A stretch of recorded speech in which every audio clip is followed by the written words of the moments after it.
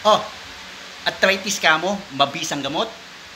May alam akong mabisang gamot pang arthritis. Alam mo yung daon ng papaya?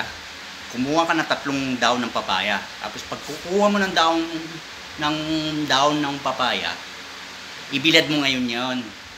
Tapos ibilad mo siya ng 3 days. Pag alam mo tuyo na siya, kunin mo ngayon yon. Pag tuyo na yung daon ng papaya. Ngayon, pag durugin mo siya. Durugin mo. Tapos, pag nadurog mo na siya, ilagay mo sa kaldero, pakuluan mo.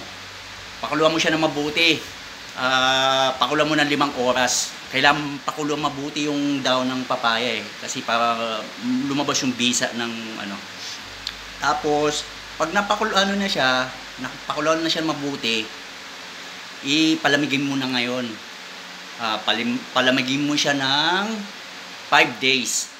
Tapos ang 5 days na yon, puntahan mo uli yon. Pag alam mo na malamig na siya, okay na siya, di ba? Okay na siya. Meron akong pambili ng gamot, bumili ka ng Planax. Ha? Bili ka lang ng Planax, mas okay pa, mas mabisa pa yun eh. Okay?